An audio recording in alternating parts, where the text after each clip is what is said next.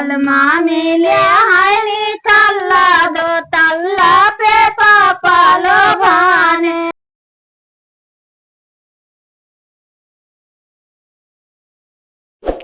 नमस्कार दोस्तों, मैं सन्नू दीदी का आपका स्वागत करती हूँ। आज ये बहुत ही प्यारा ये नाच गीत लेकर आई हूँ। अच्छा लगे तो लाइक सब्सक्राइब जरूर करिए, कमेंट में जरूर बताइए हमारा ये गीत कैसा लगा और फुल वॉच करिएगा। हमारा वीडियो दिन में 12 बजे जाता है, आप लोग जरूर सपोर्ट करिएगा दोस्तों, फुल वॉच करिएगा। ये वीडियो देखे वो कमेंट जरूर करिएगा। धन्यवाद। बलमा मिले है निठल्ला दो तल्ला पे पापा लो भाने। बलमा मिले है निठल्ला दो तल्ला पे पापा लो भाने। पापा लो भाने और मम्मी लो भाने। पापा लो भाने और मम्मी लो भाने। यकदम मिले है निठल्ला दो तल्ला पे पापा लो भाने। बलमा मिले है निठल्ला दो तल्ला पे पापा लो भाने। ससुरा है बहिरा ससुरिया ही अनारे। ससुरा है बहिरा ससुरिया ही अनारे। जेठवा दमहरा जेठनिया जगह चनारे। जेठवा दमहरा जेठनिया जगह चनारे। भोरवई मचाई रहे हल्ला दो तल्ला पे पापा लो भाने। भोरवई मचाई रहे हल्ला दो तल्ला पे पापा लो भाने।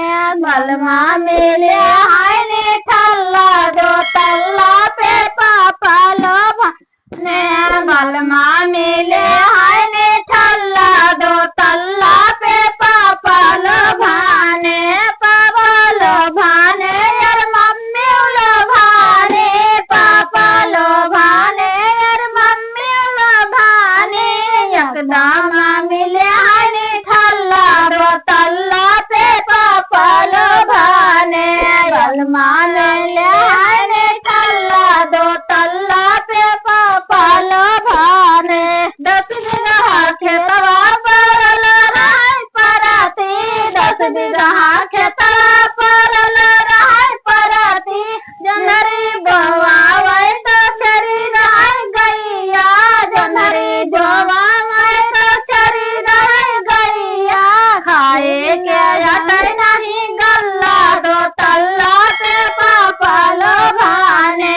खाए के अटै नहीं गल्ला दो तल्ला पे पापा लो भाने।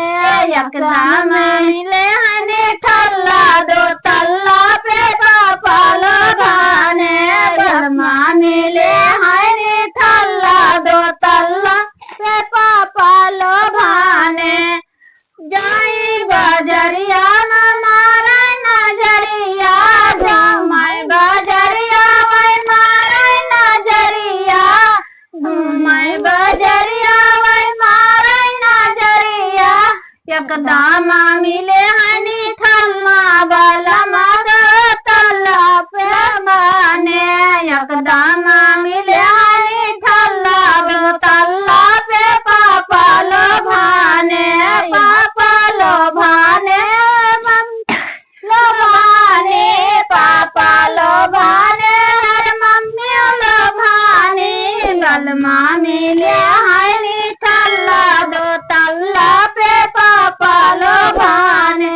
बलमा मिले है निठल्ला दो तल्ला पे पापा लो भाने। मानै ना बतिया नया वैसे जरिया। मानै ना बतिया नया वैसे जरिया।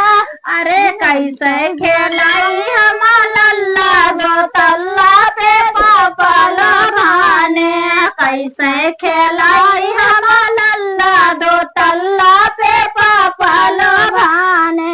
बलमा मिले है निठल्ला दो तल्ला पे पापा लो भाने। यकदम मिले है निठल्ला दो तल्ला पे पापा लो भाने। तो दोस्तों हमारा ये गीत कैसा लगा आप लोग कमेंट में जरूर बताइएगा, फुल वॉच करिएगा दोस्तों। धन्यवाद।